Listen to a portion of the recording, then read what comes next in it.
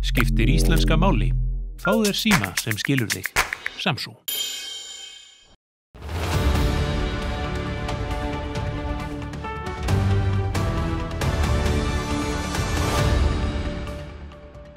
Komið sæl og velkomin í Spursmál. Föstudaginn 31. janúar, febrúar handan við hornið.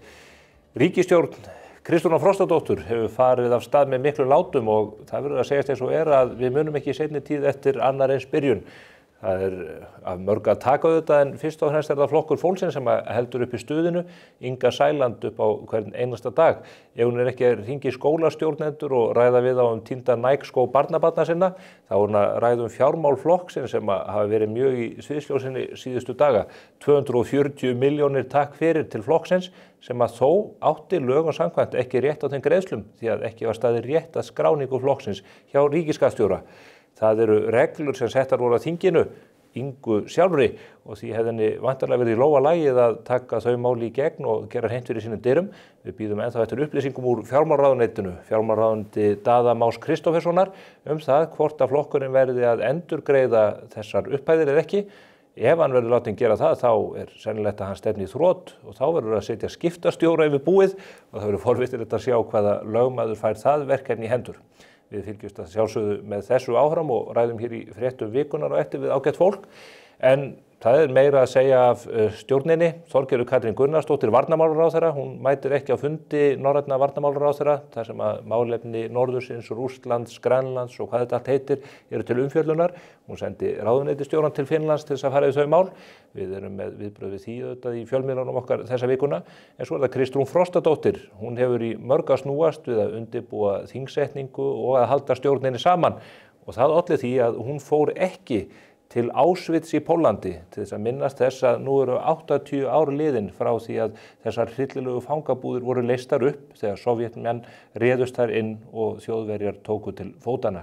Ég með magnaða mynd hér á skjánum fyrir aftan mig sem frá þessum tíma þegar að búðirnar voru leystar upp. Þar sést hvers konar aðstæður fólkið sem þó lifði af bjó við.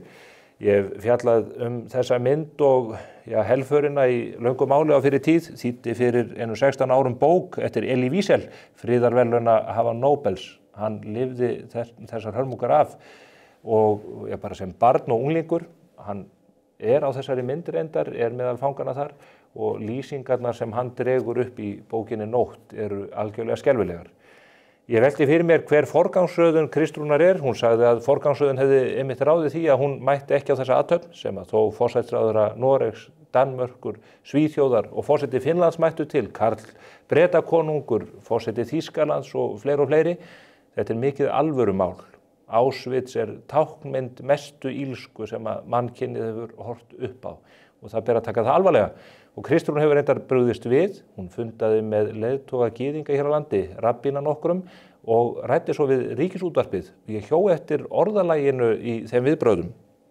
Þar sagði hún, ég fundaði í dag með rabbínum gyðinga hér á landi til þess að halda upp á þennan dag, alþjóðlega minningardag helförina sem við höldum nú hátíðlega í fyrsta sinn á Íslandi.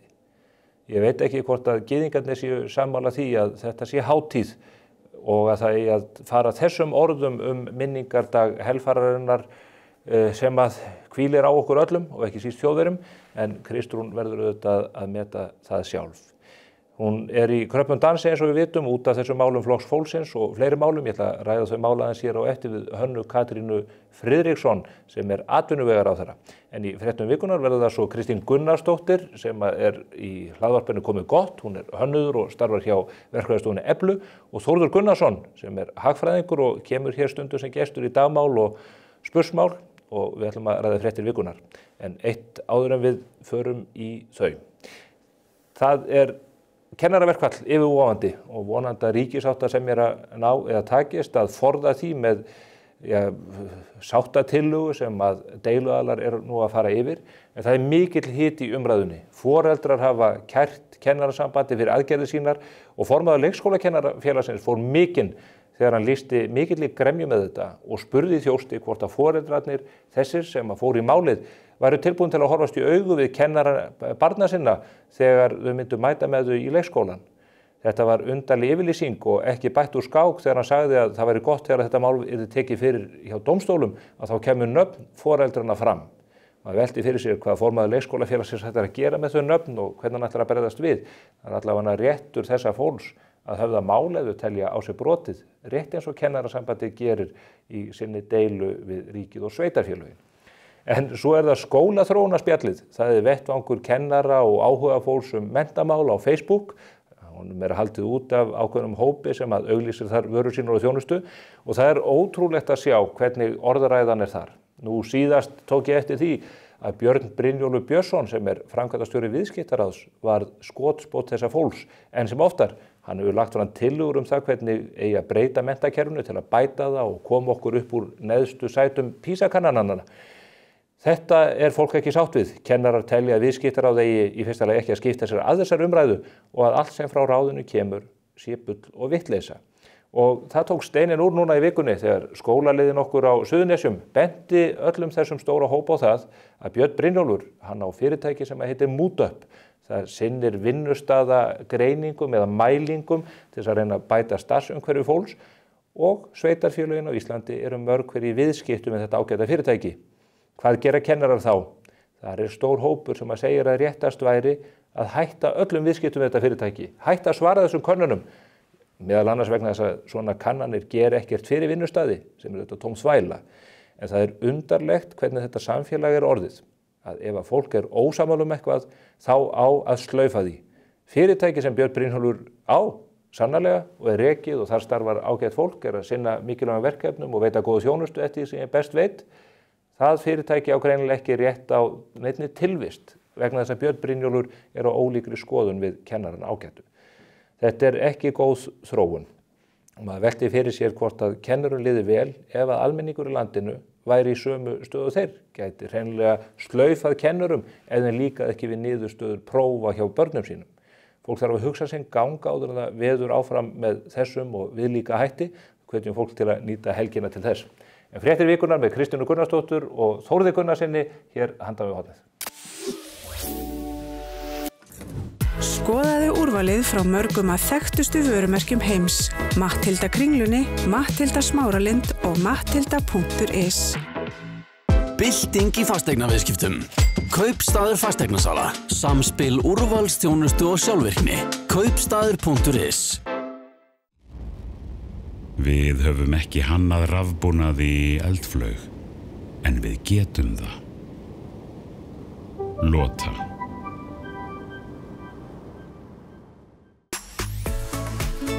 Hjá Kólumbusævintýraferðum leggjum við áherslu á góða fararstjórn og skemmtilega upplifun. Umfram allt viljum við uppfylla væntingar okkar ferðalanga þannig að þið njóti ferðana með eftirminnilegum hætti. Við förum víða. Kólumbusævintýraferðir. Vantar þig nýtt skrifborð? Hýslan með öll H1 rafmagnsborð nú á 50% afslætti. Verð nú frá 47.750 krónum. Hýslan skrifstofuhúsgögn, Skeifunni 8 og hýslan.is. Við hjá Steypustöðinni stolt af því að hafa hlotið hvatningaverðlaun Creditinfo fyrir framúrskarandi árangur í sjálfbærni 2024. Þannig byggjum við sterkari framtíð fyrir komandi kynslóðir.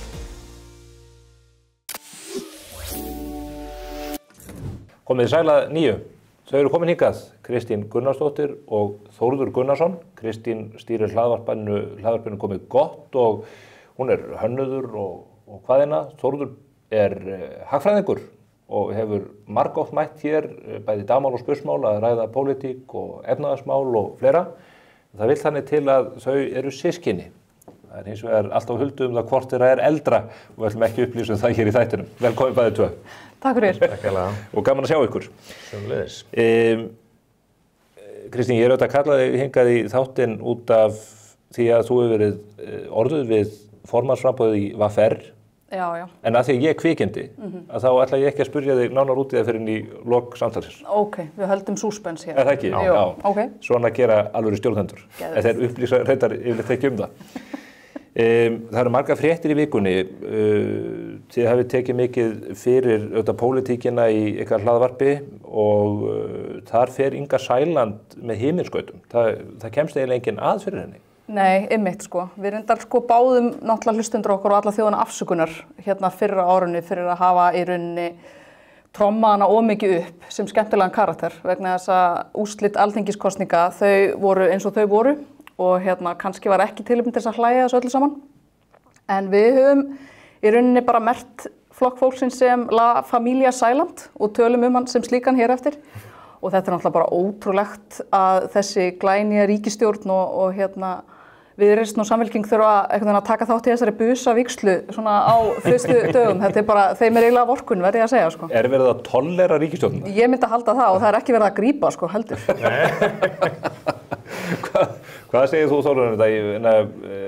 Eru að renna tvær grímur á samstarfsflokkana? Ég held að það sé engin spurning um það. Þetta rétt sem að Kristín segir að við erum sennilega öll, við þrjú og örugglega einhver fleiri seg það að hafa kannski haft bara aðalega gaman Ingu Sæland, hún svo sniðug og skemmtileg. Ég tók mjög hart á henni hér í leiðtogaviðtali. Það alveg rétt, þú reyndir að spyrja hérna spurningar sem að hún hafði ekki verið spurð áður en hún hafði þetta bara svaraði með sínum alkunna skætingi sem að hún hefur komist upp með öll þessi árin. Núna hún náttúrulega bara komin í valdastöðu og bara, hún verður bara að haga sér eftir aðeins öðrum viðmiðum og gera sér grein fyrir því hvert hún komin. Hún veist ekki alveg gera það og hún strax farin að misnota stöðu sína með hótandi skólastjórnendum út allan bæ. Þetta er háttsettum embættismanni og kjörnum fulltrúa alls ekki sæmandi. En hún ekki bara að gera það sama á Trump og Berlusconi hafa gert? Þetta ekki bara ný aðferðafræði sem kann vel að virka í lok dags? Þetta alveg, hún eins og Trump sko og hefur verið undanfarna daga, þannig að það alveg rétt sko, en ég er ekkert alveg viss að sé sami jarðvegur hérna á Íslandi fyrir þessa framgöngu. Og ég var nú að hlusta á hana Þorgerði Katrínu, okkar utanríkisráðherra, svara fyrir þetta í einhverju hlaðvarpi núna bara í gær sko og þá svona kemur svona þú veist, hún málsvari ákveðins hóp sem hefur ekki áður fengið að koma fram og þess vegna erum við svona viðkvæm fyrir þessu og eitthvað svona, en ég held bara að, ég meina eins og hún bara kom fram þegar það gengið á hana sko upphaflega með þetta, að hún, þú veist, svarar með þvílíkum svívirðingum í garð fjölmiðla og fleira í þeim dúr og það bara kann ekki góðurleika stýra sko. Það virðist reyndar vera eins og við fjöllum aðeins á MBL núna fyrir í dag eða í morgun, svona lenskan hjá flokki fólksins að skrifa alla fjölmiðla umfjöllun einhverjar ambúður sem að þau lenda í eða koma sér í sem einhvers konar ofsóknir, falsfréttir jafnvel. Þetta mjög stór orð. Grímulaust einelti. Grímulaust einelti. Ég kallaði blaðamaður innan gæsalappa. Það nú kannski allt í lagi, eða ekki? Jú, ég hef mjög breitt bak, þannig að ég kemur mér ekki upp við það. Og það ekki búið að gerast núna allavega í tvígang bara á síðustu viku eða 10 dögum að Inga Sæland bara búin að rjúka úr viðtali við fréttamann? Jú. Þetta nú nýtt frá henni. Eyjólfur Ármannsson einu sinni vegna svengdar. Já. En það þetta styrkjamál sem kannski svona stóra málið í þessu enn sem komið þetta stormur í vatnsglasi eða hvernig metið það? Mér finnst það alls ekki og eins og við höfum nú fjallað okkar miðli að bara ef að löggjafinn ætlar ekki að fylgja eigin lagabókstaf og finnst hann allt vera bara einhver formsatriði og eitthvað orðalag og þetta skiptir í rauninni engu máli, þá það bara mjög mikill löðrungur fyrir okkur borgarinn í landinu sko, vegna þess að mér finnst það bara mikil óvirðing og vanvirðing við lögin og virðinguna sem að bera fyrir þeim, þannig að mér finnst það alls ekki vera stormur í vatnsglasi og mér finnst bara óábyrgt að tala með þeim hætti. Og ekki síst líka sko virðing bara fyrir skattfé borgarana og borgarar þessa lands þekkja það auðvitað að skatturinn, tollurinn, sýslumaður og hvað þetta heitir allt saman, þeir veigra sér ekki við að eldast við einstaklinga og lögaðila út af einhverjum töluvert lægri fjárhæðum vegna einhver sem mætti heita fornsatriði en Inga lýsir þessu sem bara fornsatriði en svo auðvitað býður manna það verkefni að sko skera úr sko eins og Sjálfstæðisflokkurinn skilar inn þessi skráningu eins fljótt og verða mátt eftir að þeir fengu leiðbeiningar það. Þýðir það að árið 2022 sé þá í lagi fyrir Sjálfstæðisflokkinn. Þetta bara verkefni sem býður lögfræðinga en viðbrögð fjármálaráðherra Daða Más hafa náttúrulega verið svona alveg þá vegu að starfsmennirnir í ráðuneytinu hafi klúrað þessu. Mér finnst það nú svona frekar ódýr afsökun. Fjármálaráðuneytið er ekki eins og hvert annað ríkisfyrirtæki. Allt sem gerist það bara á ábyrgð þess sem situr þar hverju sinni. Já. Þið gangi nú kannski töluvert lengra heldur en svona hefðbundni fjölmiðlar gera þegar þið talið menn og málefni. Enda erum við ekki fjölmiðl. Þið ekki skráður fjölmiðl, en ættu þetta að vera það og þetta það er þín skoðun. Þetta formsatriði. En það mál, þið svona í það því að fjárreiðurnar sem slíkar séu heldur ekki í lagi. Það ekki fulllangt gengið að í að því að þau hafi gengið þessa sjóði eins og ferðasjóð hjá knattspyrnufélagi? Já, við settum þetta allt fram sem rannsóknarspurningar. Og við höfum alveg þann var að ná, en það vorum við ekkert að fullera eitt eða neitt, heldur vorum meira svona að spekulera, sko. En ég meina, þetta er $250 sem ræðir og það eru engar kvittanir upp á borðunum og við þurfum bara að sjá þær og ef að þær eru allar upp á punkt og prik, þá bara þurfum við að biðjast enn aftur afsökunar og okkar framgöngu. Þó undir öðrum formerkjum en síðast. Þetta eru slíkar upphæð, 240 milljónir. Þetta er ekkert grín. Sem að maður eiginlega skilur ekki nema að setja í samhengi. Það var einn góður sem að benda á það að það var hægt að kaupa 80.000 Nike skópör fyrir þessu upphæð. Já, ég meina að þetta er einn mælikvarði. Já, og svo var hægt að hugsa sér einbýlishús á besta stað í höfuðborginni fyrir þessa sömu upphæð. Og svo eru fleiri hlutir eins og til dæmis sonur Ingu Sæland hefur setið í stjórn Íslandspósts í mörg ár núna. Og hún oft verið spurð það, hvernig stendur því og hvaða hæfni hann hafi sem að réttlæti það. Hún hefur aldrei svarað því. En núna bara svo komið að hún þarf að fara að svara þessum spurningum. En nú gengur sá rekstur glimrandi, ekki óþarf að vera að eltast við fólk út af Já, reyndar hefur reksturinn snart batnað eftir að hann settist í stjórnina, sonurina, það ekki það. Þetta er pottet það, já, það alveg klart. En það eru fleiri mál sem að tengjast ríkisstjórninni flokki fólksins. Ég ætla nú að fara aðeins yfir þessi málefni Sigurjóns Þórðarsonar hér á eftir með Hönnu Katrínu Friðriksson sem við höfum aðeins dreift á. En það eru líka að þeir virðist einhvers konar vandræði sem Kristrún að ræða í og Þorgerður Katrín líka. Þau segja að varnarmálin séu mikið aðalatriði en svo eru þær ekki mættar á viðburði sem að allavega einhverju haldið að væru þungavittar mál. Já, mér fannst mjög merkilegt að sjá það að Þorgerður hafi skrópað á hana fund, sérstaklega það sem að þessu var gefið ágætlega mikið pláss í stjórnarsáttmálanum. Varnarmálaráðherra fundinn hjá Norðurlöndunum sem var haldinn í Finnlandi í vikunni. Akkurat. Og slæmt mál að mæta ekki þarna, sérstaklega þegar umræðan til dæmis á vettvangi NATO svo að það þurfa stór auka framlög. Við talaðum að við hefum horið 2% af landsframleiðslu hérna á Íslandi, núna erum við í 0,0 eitthvað %. 2% af landsframleiðslu á Íslandi eru ykkur 20 milljarðar, 90 milljarðar. Og við erum að tala um að fara í 5%? 5% og þá erum við komin í ennþá hærri fjárhæðir. 240 milljarðar? Eitthvað svoleiðis. Þannig að það er mjög alvarlegt ef að varnarmálaráðherrann ekki mættur á fund kollega sinna þegar það eru miklar breytingar framundan í þessum efnum. Og nú er hún ekki afsakanir að handboltamótið búið fyrir okkur Íslendinga í Króatíu. Já. Gísli Þorki klúraði því að það ekki? Algjörlega. Nei, hann gerði það ekki. Þeir stóðu sér vel strákarnir. Það var nú aðalega dómararnir í þessum Króataleik sem fóru algjörlega með okkur þegar það sé milli Slóveníu og Króata. Þið geta að nota endurgreiðsluna frá flokki fólksins til að greiða fyrir varnarmálin. Þannig að það er alveg ein hugmynd. Ég ætti kannski að senda það inn í hugmyndagáttina. Upp í það? Já, ekki meira en það þó. En svo er það Kristrún og Ásveits. Ég var að gera hér á umtalsefni helförina og þessi hátíðarhöld sem hún kallar svo. Þarna allir þjóðarleiðtogarnir. Það ekki til marks ranga forgangsröðun þegar allir þjóðarleiðtogarnir mæta en ekki þú?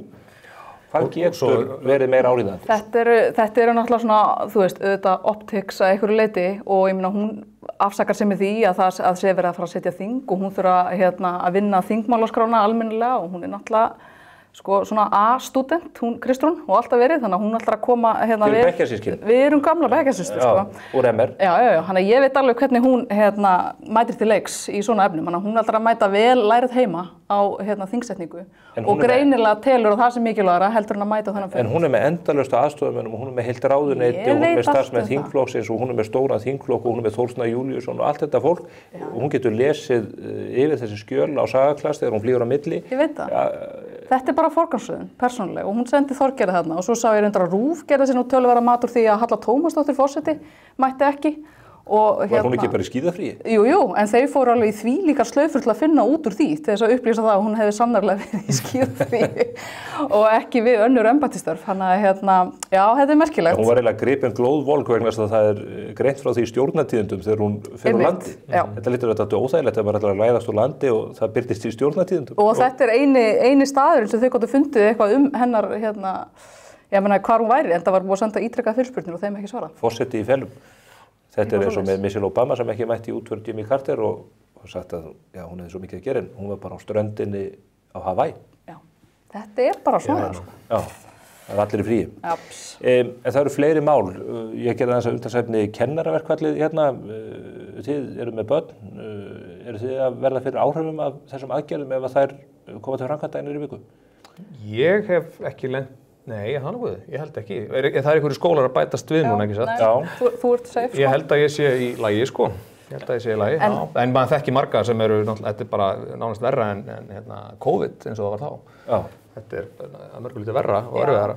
Þá voru allavega allir heima, sko. En núna fólk bara að missa dag eftir dag úr vinnu. Og alltaf sama fólki, verið að níðast á sama fólki. Það er náttúrulega gríðarlega ósanngjarnt og ég nú með 3 börn í 2 skólum og ég hef ekki orðið fyrir neinum áhrifum af þessu sem náttúrulega alveg fáránlega ósanngjarnt fyrir þá sem verða fyrir þessu aftur og aftur. Og mér finnst svona hvernig forysta kennarasambandsins kemur fram vera svolítið svona frundulegt, sko. Ég meina auðvitað eru þið í kjarabaráttu og ég veit að það ekkert grín, en þetta samt svona eins og þessir foreldrar sem eru þarna að í rauninni sækja rétt sinn vegna þessara verkfallsaðgerða, hvernig sko tala til þeirra alveg með ólíkindum, sko. Og líka eins og hann hvað heitir hann ekki, Haraldur, sem eru við leikskólakennurunum. Hvernig þessi foreldrar getur horft í augu kennara barna eftir að hafa gert svo hræðilegan hlut að það að kanna það hvort þetta sé mögulega lögum samkvæmt. Hann birtist nú ágætis grein á Vísi eftir vin minn á Skagafirði, Kristófer Marásson, og hann einmitt svarað þessu og sagði ég skal horfa í augun á okkur. Og meðal þeirra sem eru að lögsækja kennarasambandið, en auðvitað náttúrulega sko eins og hann í kröppundans í Skagafirði, menn vilja meina að hann megi ekki verið í skólanefnd í sveitarfélaginu, fyrst hann tekur þessa afstöðu. Já, formaður fræðslunni Skagafjarðar, ég held að hann sitji þar og nú á að reyna bólum út úr því. Slöfunum. Ég heyrði hann síðan segja, ok, ef að menn telja mig vera óhæfan til að sitja þessari nefnd út af þessari þáttöku minni þessari málsókn, þá bara látum við það reyna, bara ok, kíkjum á það. Þannig að hann bara önnur málsókn. Önnur málsókn. Málsókn óður maður. Já. En þetta auðvitað mjög skrítið hvernig það fór af stað, þetta kennaraverkfall, því að þeir voru rauninni búin að lýsa því yfir að þeir ætluðu í verkfall áður en nokkurs konar kröfugerð hafi verið lögð á borðið. Og mér finnst það einhvern veginn rýra þetta ákveðnum trúveruleika alveg frá upphafi, sko. En það virðist heldur aldrei með að koma stað í þessar umræðu það hverju skólakerfið að skila. Það er ljóst að kerfið ekki að virka, hvorki fyrir kennara nemendur.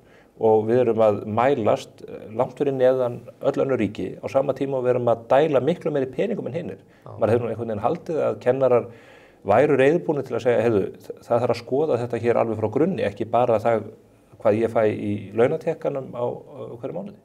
Já, og höfum lækkað mikið í þessum könnunum. Við vorum ágætt í stað fyrir ekki svo mörgum mánuðum síðan, en þessu hefur bara hrakað mjög og ég held að alltaf þegar það kemur ykkur, þú nú lent í því sjálfur, alltaf þegar kemur kannski ykkur sem ekki hluti af kennarastéttinni og segir sína skoðun á málunum, þá í rauninni virðist ekki gilda málfrelsi fyrir þá sem standi undan stéttarinnar tjá sig um þetta. Það hefur enginn vitað og svo má ekki tjá sig um það í raun. Og ég tek nú fram að formanni kennarasambandsins hef ég boðið núna síðustu 2 vikur að koma hér í þáttinn að ræða þessi mál. En hann er ekki áhuga á því. Ég lærði hagfræði í háskólanum en ég tek ekkert persónulega af einhverjir aðrir en hagfræðingar hafa skoðun á efnahagsmálum, það bara sjálfsagt. Ertu viss um það? Ég meina þær eru misgáfulegar en allir hafa rétt á sinni skoðun þó að þeir séu ekki langskólagengnir á viðkomandi sviði. Já, líka bara þessi ósveigjanleiki sem þau hafa sýnt eins og kemur frá með þeim sem eru að semja fyrir hönd sveitarfélagana að það er verið að leggja til einhverjar alls konar breytingar á uppröðun þeirra vinnudags eins og bara af því að þau vilja setja sig við hlið annarra háskólamenntaðra sérfræðingar sem eru í alls konar öðrum störfum og það er engin vilji til að einu sinni skoða það, sko. Þannig að það er mjög mikill ósveigjanleiki líka til staðar. En eitt sem að má ekki tala, öðru sem að fá yfir guðsutnar, það er lengd kennaranámsins. Er þetta ekki tóm þvæla að leikskólakennarar og grunnskólakennarar séu þvingaði til þess að ljúka 5 ára háskólaprófi? Væri ekki rétt að menn hefðu fullt réttindi að 3 árum liðnum og getur svo sérmennta sig á ákveðnum sviðum eftir því sem efnu ástæður eru til? Er þetta ekki afleiðing þess að sko, þetta leikskóla- og grunnskólakerfi er náttúrulega fyrst og fremst á hendi hins opinbera hérna á Íslandi með örfáum undantekningum og það hefur spilast úr hlutunum þannig hérna á Íslandi og við erum örugglega þannig í öðrum löndum líka að svona besta leiðin til að hækka í launum hjá hennum opinbera er að bæta við sig námsgráðinu. Þannig að bara launatöflur. Já, þannig að ég hugsa nú að kennararnir fengu þetta sjálfur í gegn bæði til að fækka í sínum hópi og þar með styrkja samningsstöðu sína og líka þá geta réttlætt hærri laun í krafti þessa mikla náms. Þetta röng aðferðafræði vegna þess að 2 ár utan vinnumarkaðar til viðbótar þetta stór tjón fyrir hvern þann einstakling sem í því lendir? Þú þarft ekki að sannfæra mig, ég alveg sammála, þetta ekki góð aðferðafræði en ég hugsa að þetta sé skýringin á því að við erum í þessari klemmu. Það gott að við séum sammála eitthvað hérna við þetta borð. Já, loksins. Nei, svo líka bara að tala það eins og það er sett eitthvað hlutfall á fagmenntun til dæmis leikskólakennurum inn á leikskólum og það sé hvergi að nást og það sé algjörn neyðar ástand í þeim efnum. Nú ég með börnin mín og hefur verið með öll 3 á einkareknum leikskóla þar sem mjög fáir eru með formulega leikskólakennaramenntun og ég get alveg fullir það að þetta er besti leikskóli bara á Íslandi sko. Þannig að þetta er ekkit bara, nú ég ekkert að tala niður leikskólakennaramenntuna, ég veit að hún er mjög mikilvæg en það er bara mjög mikilvægt að skólarnir séu með mjög skýra reglur og stefnu hvernig þeir eru með börnin og það er eiginlega fyrir börn á aldrinum 2-5 ára bara mjög mikilvægara. Rammi, mjög skýr rammi. Setja mörk. Elska að setja mörk. Já, þið eru duglegar í því vinkonunnar, Ólöf Skaftadóttir. Sérstaklega þér, reyndar sko. Já, veitir nú ekki af því. Ræddu það við Sigurjón Þórðarsson. Son minn. Bróðursóttir. En það er formanns titringur í Sjálfstæðisflokknum. Á sunnudaginn síðasta tilkynnti Áslaug Arna Sigurbjörnsdóttir að hún hyggst sækjast eftir embættinu. Þórdís Kolbrún er hrokkin af vagninum. Við bíðum ennþá fregna af mögulegum öðrum frambúðum. Haldið að þetta verði einfalt að sigla þessu heim fyrir Áslaugu? Veðbankarnir er að segja það akkurat núna. Ég held að stuðullin sé nú komið niður í, fyrir þá sem þekkja þau mál, komið niður í 1,40 sem er nú svona sá stuðull sem að United fær til að vinna heimaleik í ensku úrvalsdeildinni. Þannig að allra veðra von í þeim efnum reyndar á þessu tímabili en svona ekki góð samlíking. Nei, ok, Liverpool. En sko Guðrún Hafsteinsdóttir virðist vera líklegri núna heldur en Guðlaugur Þór til að fara fram. Hún er búin að fá stuðningsyfirlýsingar frá sjálfstæðismönnum í Grindavík, á Suðurlandi, sjálfstæðisfélagi Austur-Skaftfellinga. Í kjördæminu hennar. Í hennar kjördæmi. En það sem kannski veikir hennar framboð var kannski að hún náttúrulega tapaði kjördæminu í fyrsta skipti í mjög langa tíma. Já, hvenær tapaði Sjálfstæðisflokkurinn síðast Suðurkjördæmi? Já, ég man nú ekki hvenær það gerði síðast, en Ásthildur Lóa fyrir Flokk fólksins, hún nær fyrsta sætinu. Sem er einhver Kópavogsbúi sem rattar ekki kjördæmi. En á það ekki við í raun og veru alla þessa mögulega oddvita, Áslaugu, Guðrúnu, við getum nefnt líka Jens Garðar í Norður-Austurkjördæmi. Þetta voru ekki skapleg úrslit í neina þessari kjördæmi fyrir þetta fólk. Það er alveg rétt aðtögu, þetta var ekki beysið í nokkur einasta kjördæmi. En ég held að Áslaug væri bara sennilega mjög góður kostur en ég held að það sé líka mikilvægt að saman hver vinnur þessa kosningu þá verða sjálfstæðismenn að fylgja sér að baki formannunum og saman hvað hann heitir. En heldur þú að þetta verði slagur? Ég held að það hlýtur einhver að fara að bjóða sig fram. Ég finnst það nú mjög svona ekki í stíl sjálfstæðismanna að ætla að sleppa því og hafa hana eina þarna. Fyrir utan Snorra Ásmundsson. Já, hann alltaf er alltaf þarna. Er hann með seturétt á landsfundi? Held ég ekki. Hann fær nú að koma og gaspra þarna eitthvað. Já, einmitt sko.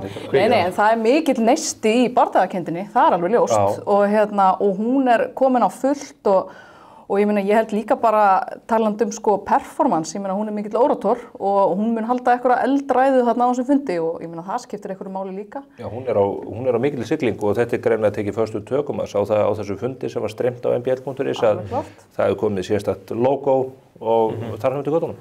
Það styttist örugglega að hún fara að selja varning. Já, hún er byrjuð, það látt ekki svona. Já, byrjuð því. Bændur og derhúfur og fleira. En svo er það Framsóknarflokkurinn, það má ekki gleyma honum þó hann hafi skroppið talsvert saman. Lilja Alfreðsdóttir sem að dettur út á þingi, hún er hvergi bangin. Hún er önnur bardagakind í þessu samhengi.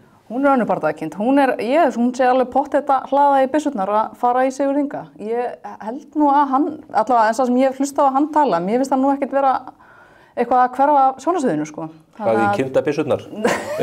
Hann á örugglega nokkar svoleiðis. En það er samt örugglega flókið sko, það er svo að vera með formann sko sem er ekki í þingflokknum, sérstaklega því að það er svo stutt síðan var kosið. Nú ætla ég kannski að vera djarfur að spá því að það séu ekki endilega alveg 4 ári næstu kosningar, þó að ég er nýbúin að kjósa. Ógeðslega neikvæður. Kannski meiri líkur á því heldur en oft áður. En ef að Lilja myndi taka formanninn, þá væri nú óheppilegt að hún komst ekki á þing núna síðast og þurfti þá að vera utan þings fram á næstu kosningum. Ég held að það sé ekki heppilegt, allavega það myndi aldrei gangi í Sjálfstæðisflokknum allavega. Sigurður myndir nota það sem röksemd fyrir sínu áframhaldandi formannssæti, en það eru þetta fleiri inn á þinginu. Ingibjörg Ísaksen, Halla Hrund Logadóttir, Stefán Vagn Stefánsson. Hún elskar að bjóða sig fram reyndar. Já, það er ekki fyrsta sinn. Hún er algjörlega horfin af sjónasviðinu, hún alltaf, eiginlega bara síðan ekkert fyrir kosningar, eða ekki? Maður heyrir nú ekki mikið frá henni. En kannski verið að hlaða í næsta framboð. En hugsið ykkur kvennafansinn, ef að Lilja tekur þetta? Já. Það eru Sigmundur 1 þarna að góla í næstu kryddsíld. Áslaug og Lilja, ef að það taka þetta, þá verður Sigmundur 1 í þeim góða hópi. Já, ef að Guðrún líka, ég meina. Þá verður hægt að taka svipað mynd af honum og Halldóri Laxness árið þegar hann tók við Nóbelsverðlaununum og var umkringdur þessum glæsilegu konumöllum. Við munum orkestrera það hér í góðri myndatöku. Þið hérna í hádegismóum græði það. En verður önnur ásýnd á þinginum? Það er aðeins veltið fyrir sig eins og með þessa valkyrjustjórn sem svo er kölluð og samskiptin milli þeirra, er að verða einhver, er í raun verið að slá annan tón með því að hafa konur í öllum helstu embættum? Ég meina það er alltaf að tala fallega þingsetningu og fallega þingmálaskrá sem það er alltaf að setja inn. Þannig að það er svona að blæbriða munur á allri orðræði. Heldur að Bergþór Ólason myndi ekki tala svona? Nei, ég held ekki, sko. Við erum með fallega þingmálaskrá hérna frá Miðflokknum. Þetta er glæsilegt. Já, það getur verið. Já, ég hugsa að verði nú einhver svona áferðarmunur. Já, ég held það. En ég held að það kannski verði aðalega, þetta er nú frekar allt í frekar formfast þarna á Alþingi, en það er náttúrulega byrjað náttúrulega rifrildi og drama út af þingflokksherbergjunum. Já. Þannig að maður veit ekki hvernig það fer. Það er að rífast herbergi þarna milli Samfylkingar og Sjálfstæðisflokks. Já, hvað segið það? Ég finnst að ég nú að bera einhverja virðingu fyrir hefðum, sko. Það er nú óþarf að rífa allt upp með rótum og það að komast í ríkisstjórn. Óþarf að brjálast. Óþarf að trillast. Guðmundur Ari, annar bekkjarbróðir. Annar bekkjarbróðir, díses, hvað er ég að gera? Ég sit bara hér, gaspandi. Já, ég held að það sé nú að mörgur liti skemmtilegra. Þrátt fyrir allt. En þetta þingflokksherbergi hefur verið í höndum Sjálfstæðisflokksins í 80 ár. Það er málað í litum flokksins. Þarna hanga uppi myndir af gömlu þingflokkum og þingforsetum og hvaðina. Maður hefði kannski skilið þessa kröfu Samfylkingarinnar betur ef það væri mikill stærðarmunur á þingflokkunum, ef það munar einu þingsæti. Það munar einu manni, já. Þetta eru 14 versus 15 þingmenn. Rökin eru þau að sko, þau vilja vera í kallfæri við samstarfsflokka sína í ríkisstjórn, sem að ég held að sé nú bara fyrir sláttur. Þú heyrir Ingu Sæland hvað sem hún er í húsinu. Já, og svo náttúrulega bara erum við með svona einhverja farsíma sem er nýjasta tækni sem að hún getur notað til að eiga samskipti eða það þarf að hittast. Ótrúlega bylting. Það þarf ekki að kalla, ég persónulega finnst pirrandi þegar fólk er að kalla á mig milli herbergja, ég heyri það aldrei. En Þetta vísa í reynslu úr æskuðinni? Nei, jú, örugglega. Hérna er þetta alltaf komst upp á yfirborðið, mér líður eins og Dr. Phil. En hver verður niðurstaðan? Getur þingforseti og þingið annað en tekið þetta til greina í raun? Ég held að sko, þau verður bara að standa við stóru orðin og sitja í herberginu, vera með setuverkvall. Setuverkvallið, já. Ég man fyrir nokkrum árum, það var í beinni útsendingu á RÚV í nokkra daga, eitthvað svona allar sólarhringinn sauðburður. Já, Sló-TV, einmitt. Vera með þetta í beinni, bara vera að sjá Jón Gunnarsson hann með bara einhverja bauga hérna klukkan 4:30 morguninn, bara eitthvað. Bara sitja bara 48 tíma. Sölsefnasti þingmaður. Já, mér finnst þetta mál dálítið, ef ég má svona rekja söguna, dálítið minn á það þegar að R-listinn tók upp á því að fjarlægja frægt málverka Bjarnar Benediktssyni í Höfða. Það málverk hafði dálítið mikla sérstöðu vegna þess að það kemur fyrir á mörgum frægum ljósmyndum frá leiðtogafundinum 1986 og þegar þeir takaðu völdum einhverju eftir það, þá fjarlægja þessa mynd af þessum horfna leiðtoga sem að féll frá auðvitað með í skelfilegu slysi 1970 og svo leið og Sjálfstæðismenn komast aftur til valda sem að reynda varði skamma stund að þá var mikið gert úr því þegar þeir báru verkið aftur niður af háaloftinu í Höfða og hengt upp á vegg. Er þetta átök einhverja ólíkra menningarstrauma eða? Ég held að ef Áslaug Arna var orðin formaður þá myndi hún bara rífa þessa myndi niður á veggjunum og mála næsta herbyggi, sko. Þú veist, það er bara hægt að leysa þessa hluti. Mér finnst það reyndar alveg ótrúlegt væl í rauninni báðum, sko. Báðum aðalum? Já. En Áslaug myndi bara færa sig? Já, lausnir. Gefa sig? Gefa sig, finna lausn. Þetta lýst okkur svo ekki. Þið eru svo samanvaxnir og samanreknir báðir. Ég finnst að menn eiga að standa á sínu í þessu máli, ég held að sko. Áfram íhald. Það er að segja Sjálfstæðismenn, já. Áfram íhaldið. Ég get ekki sleppt þér hins vegar, Kristín, fyrir en ég fæ úr því skorið hvort að þú sért að taka á hendur það verkefni að bjóði fram til formennsku í stéttarfélaginu VAFR, félagi sem að ég var reyndar formaður í hér fyrir hálfri öld síðan. Herru, já, þetta fyrsta skipt sem einhverju hefur komið að mála um mig. Fólk er alltaf að spyrja mig hvort það svo sé, en þetta raunverulega fyrsta skipti. Það bætist endalaust í stóðið, bara síðast núna í dag. Þarna Flósi, já, fyrir Samfylkingar, oddviti í Kópavogi, það ekki? Flósi Eiríks. Já, og svo náttúrulega Halla og þetta þarna algjört. Já, þarna stóða fólki sem alltaf bjóða sig fram. Þorsteinn Skúli Sveinsson, Bjarni Þór Sigurðsson sem að reynda starfar hjá Alþýðusambandinu. Einmitt. Já. Ekki full ástæða til þess að bara dengja sér í þennan slag? Dengja sér í þetta. Ég meina, það getur bara vel verið. Ég held allavega eins og VAFR búið að vera rekið með undanfarin ár með núverandi þingmann Flokk fólksins Ragnar Þór Ingólfsson í brúnni. Reiðasti maður landsins. Reiðasti maður landsins. Að þetta er stærsta stéttarfélagið og meiri hluti félagsmanna er bara venjulegt fólk og sem ég og Doddi hérna, sko. Þú veist, sem bara Venjulegt, já. Millistéttin sem greiðir sína skatta og sína vexti og þegir, sko. Þannig að ég hugsa að gólandi formennir og Austurvelli ekkert endilega í forsvari fyrir meirihluta félagsmanna og við erum bara alveg mikið að lifa okkar dag eins og hver annar, sko. Þannig að ég veit ekki, það er kannski full ástæða til að einhver bjóði sig þarna fram sem hefur svona aðeins aðra nálgun á þetta embætti. Þannig að þetta er bara spennandi, er það ekki Tóti? Jú, ég meina þetta svarinn myndi nú á, sko, þegar Ísólfur Gylfi Pálmason var eftir spurður út í framboð og hann svaraði... Enda eru þau lík. Enda eru þau, já, náskild, svaraði til að það var margir komið máli við mig á undanförnum dögum en enginn þeirra nefnt þetta. En það hefur verið þrýstingur á þig? Það hefur verið þrýstingur á mig og ég meina framboðsfresturinn rennur út á mánudaginn kl. 11:59. Þannig að ég ætla ekki að gefa það upp í hér þó þú sért að drepast úr frekju. Þú ætlar ekki að gefa það? Nei, ég ætla ekki að gefa það upp hér, en við bara... Það er feldurinn helgina. Það er feldurinn helgina. Og Norðbarandur feldi helgina. Hvað, þetta verði ekki 10 manns endar í því? Herðu, þetta fróðleg umræða og þetta mjög mikilvæg inn í helgina fyrir alþjóð. Gaman að fá ykkur bæði hér í settið, Þórður Gunnarsson og Kristín Gunnarsdóttir. Hér eftir örskamma stund þá kemur Hanna Katrín Friðriksson sem er nýr atvinnuvegaráðherra. Ég tók upp viðtalið við hann í gær vegna þess að hún er á ríkisstjórnarfundum stundum fram eftir degi á föstudögum og ég held að það myndi nú allt ganga klakklaust fyrir sig en svo virðist þetta ágæta viðtal hafa borist til eyrna ekki nokkurs annars en Sigurjóns Þórðarsonar. Hann er í Flokki fólksins, situr á þingi og er næsti formaður atvinnuveganefndar þingsins. Í viðtalinu ræddi ég við Hönnu Katrín aðeins stöðu Sigurjóns Þórðarsonar því að hann er með útgerð, hann er á strandveiðum með bát fyrir norðan og mér finnst það að setja hlutin í ákveðið samhengi varðandi afgreiðslu þessara mála í þinginu. Sigurjón var mjög ósáttur og setti færslinn á Facebook þar sem að hann fór mjög ófögrum orðum mig og þetta viðtal, jafnvel þó hann sé ekki búinn að hlusta á það. Ég ætla ekki að hafa fleiri orðum það heldur, hvet ykkur til að hlusta á ráðherrann ágæta, þar fer hún skilmerkilega yfir þetta mál og mörg önnur og svo hlakka ég til að fá Sigurjón hingað í settið. Kannski bara strax í næstu viku.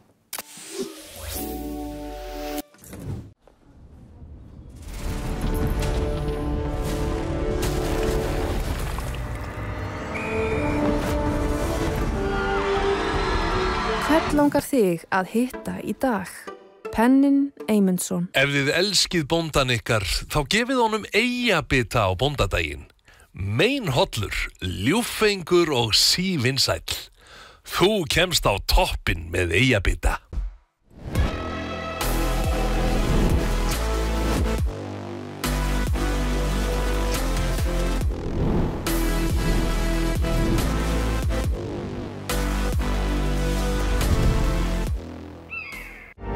Audi Q7. Einstakir aksturseiginleikar og enn meiri drægni. Komdu og upplifðu gæðin. Paulsen skiptur bílrúður. Fagleg og vönduð vinnubrögð. Bókaðu tíma á paulsen.is. Einfaldaðu bókhald fyrirtækisins og hengdu kvittanir við kortafærslur í appinu. Landsbankinn. Komdu og reynslaktu glænýjum Toyota Land Cruiser 250 hjá viðurkenndum söluaðilum. Toyota. Förum lengra.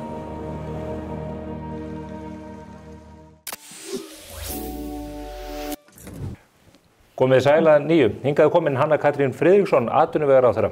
Hún yfir því ráðuneyti sem reyndar verður ekki til fyrir en 1. mars næstkomandi við sameiningu 2 annarra ráðuneyta. Hún ber þann góða heiður að vera fyrst ráðherra í henni nýju ríkisstjórn til að mæta hingaði spursmál til þess að ræða málefni þjóðarinnar og þeirra málaflokka sem hún fer fyrir. Það ríkisstjórn sem tók við 21. desember á nýliðnu ári. Velkomin og sæl.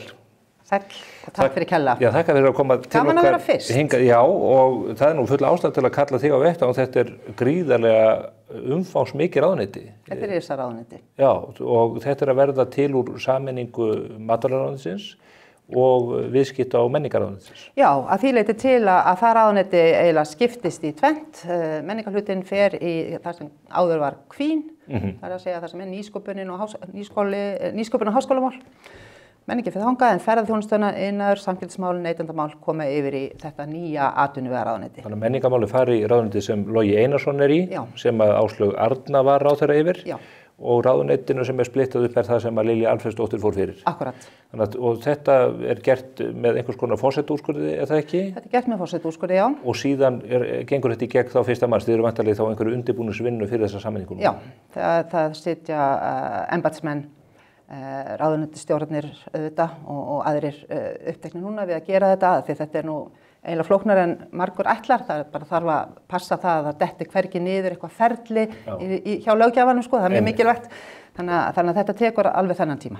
Ég hitti þið fyrir utan smiðju nýbyggingu þinghúsins þarna 21. desember og mér varst óvenju létt yfir með það hvað þetta rosalegt verkefni. Þetta ekki yfirþyrmandi að setja sig inn í þetta allt? Þetta alveg verkefni, sko, en fyrsta lagi þá þetta mjög spennandi verkefni.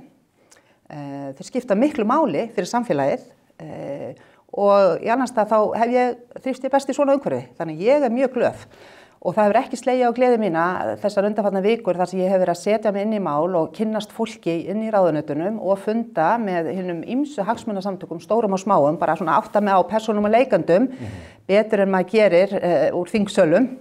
Nefndafundum Alþingis og þetta bara þekkingin og krafturinn og viljinn til að ná árangur hér í Ísland sko, smitar öll samtöl. Þannig ég ennþá einhvern veginn bjartari núna en ég var og var þá nóg fyrir. Sko.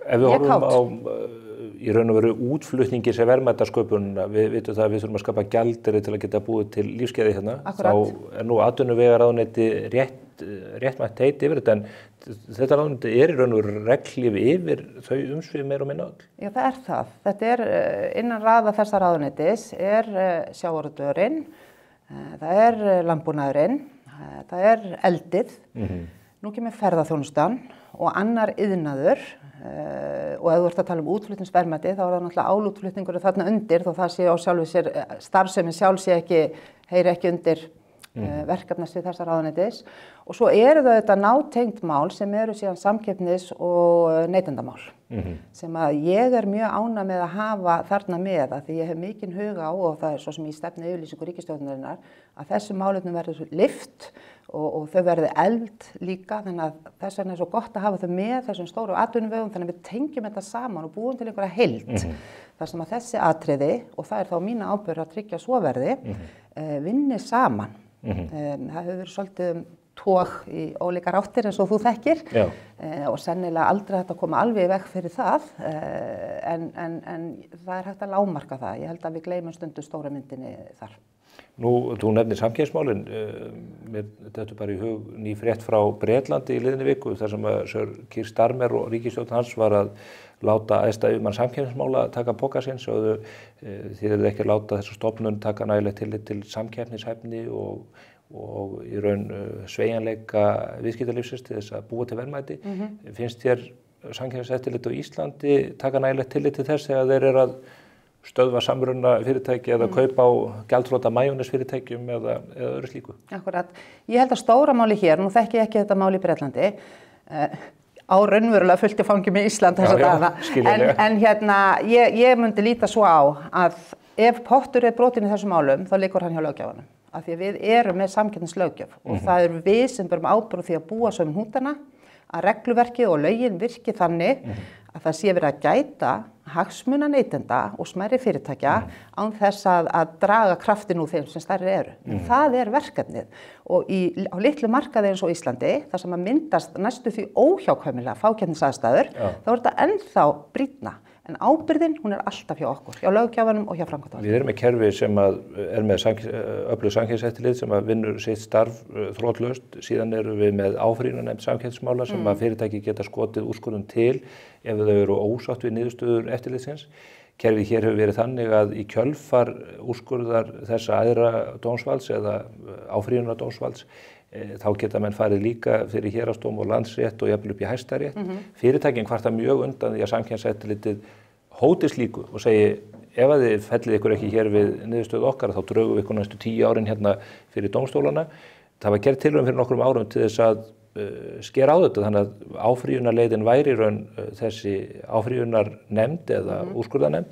Hver þín afstæð í því? Finnst þér eðlilegt að stofnanir eins og samkeppniseftirlitið geti dregið fyrirtæki á asnaeyrunum í áratug? Nei, mér finnst það sjálfur sér ekki eðlilegt. Ekki frekar en mér finnst eðlilegt ef að samkeppniseftirlitið á Íslandi hefur mun lakari eftirlitsheimildir en í löndunum í kringum okkur. Þetta eru bara hlutir sem það að tala og þetta hangir þetta tvennt saman. Eru þær lakari heimildir?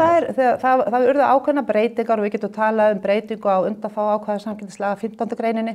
Þegar henni breytt í Evrópu af ákveðnum ástæðum, atvinnulífi vildi þetta, þá fylgdu með auknar eftirlitsheimildir annars staðar. Það gerði það ekki hér.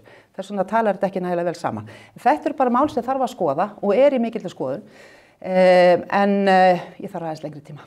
En myndur ekki halda, ég myndi spyrja, ekki eðlilegt upp á samkeppnishæfnina og fyrirsjáanleikann að það sé áfrýjunarleið, en að hún sé þá endanleg í stað þess að það sé hægt að taka menn 1 stig, 2 stig, 3 stig og svo 4 stig? Ég skil þig, aftur.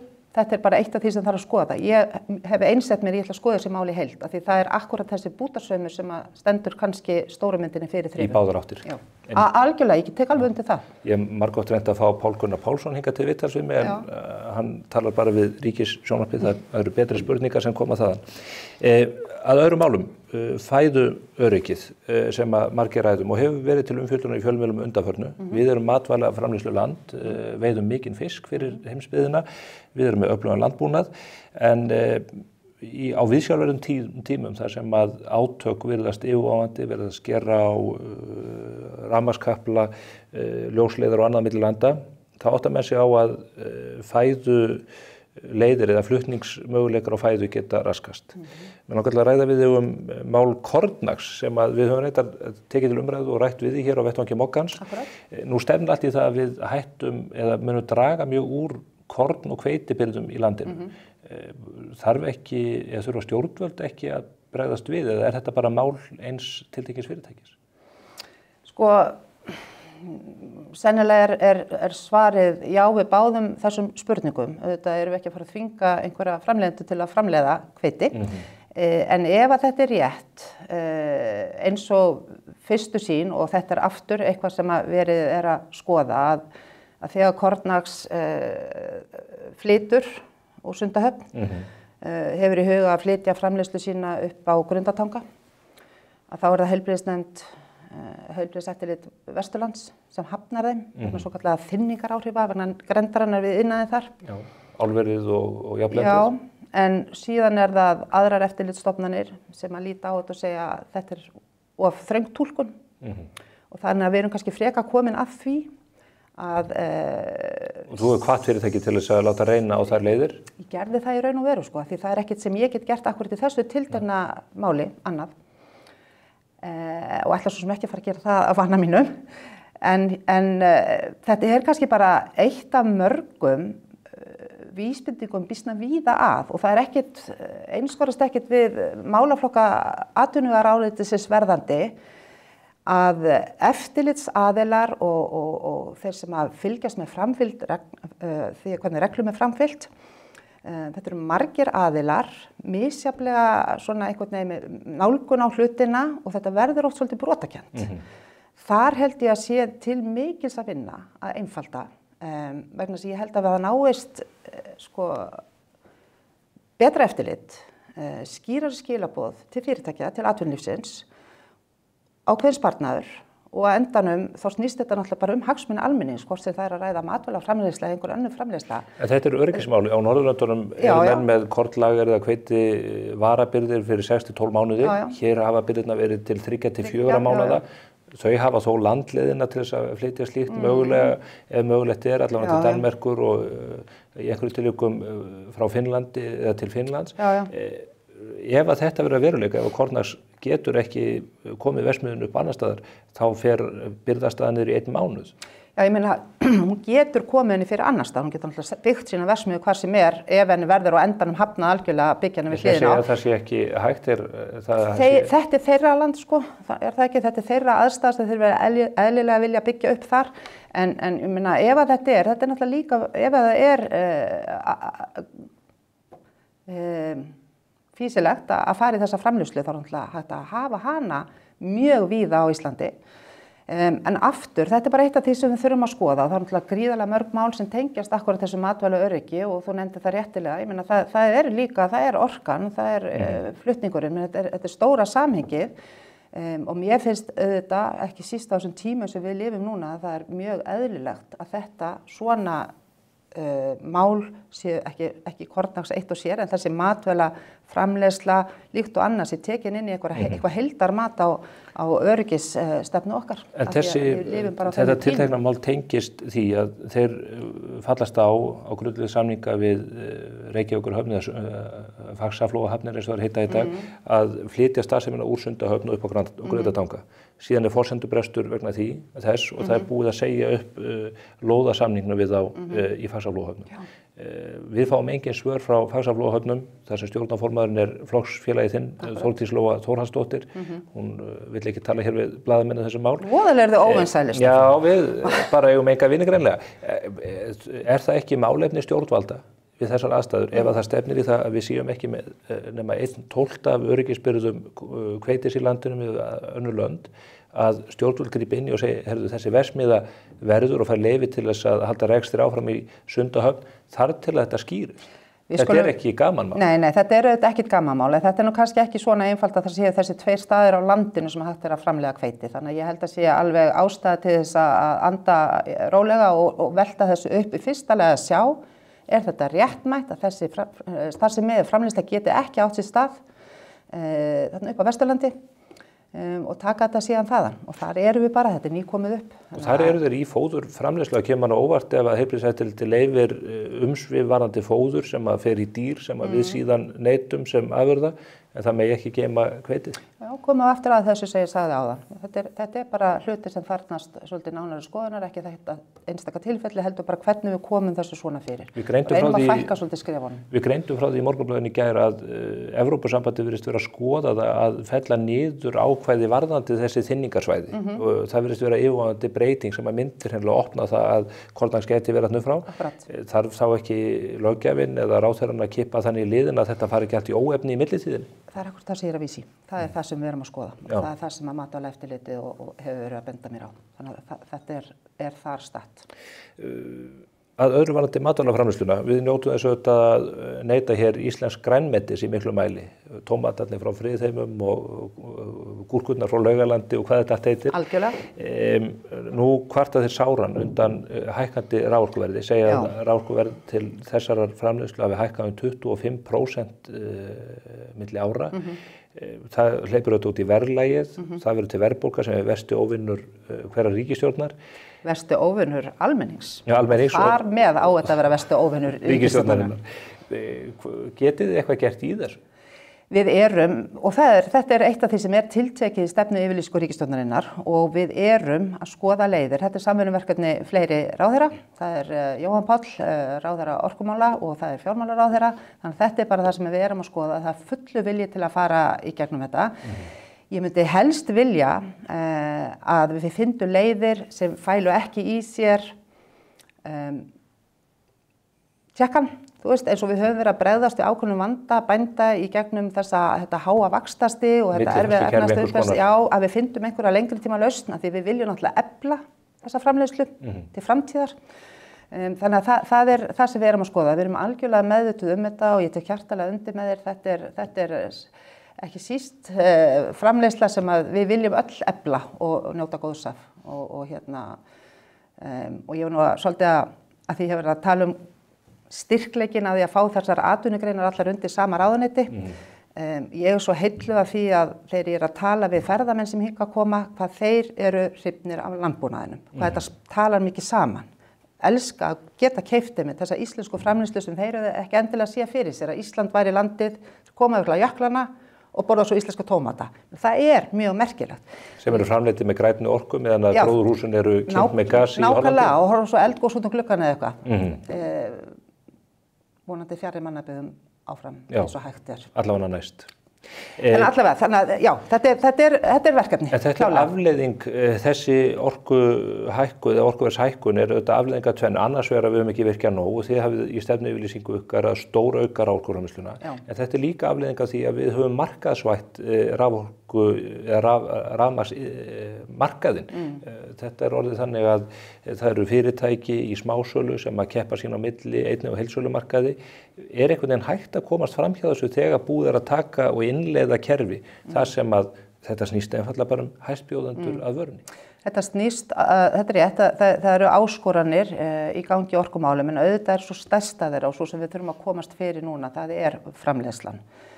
Og aftur erum við komin að regluverki og framkvæmdar aðilum. Það sem allt í klessu? Það úrbóta, það tækifæri til úrbóta. Svo ekki sem vera sagt. Já, en ég meina þetta hluti af þessu og eftir því sem minna af orku til skiptana því harðari verður auðvitað verðsamkeppnin og það skilar sér svona. Þannig að þetta harður heimur akkurat núna. En það eru tækifæri auðvitað í þessu og við þurfum að vanda vel til verka þegar við förum í aukningu sem verður vonandi fyrir en síðar á raforkunni að hún nýtist samfélaginu til góðs. En hefur þessi markaðsvæðing rafmagnsins, hefur þetta verið til bóta þegar menn horfa upp á þetta þar sem að fyrirtæki sem eru okkur lífsnauðsynleg og heimilin í landinu horfa upp á síhækkandi orkuverð? Ég held, stærsti hluti kostnaðaraukans skils mér til dæmis núna verið í dreifingunni. Það ekki orkuframleiðslu þátturinn sjálfur sem að valda stærstum hluta hækkunarinnar heldur dreifingin. Og það hluti sem við getum gert betur í, sannarlega. Það eru flöskuhálsar. Þannig að ég held að það sé alveg ljóst að þar stærsta verkefni framundan að finna út úr þessu. En kemur til greina í þínum huga út frá matvælaöryggi og því að þetta grænn iðnaður, heilsusamlegur iðnaður sannarlega að taka markaðan úr sambandi þegar kemur að tilteknum hlutum hans og þá nefni ég grænmetisbændurnar sérstaklega?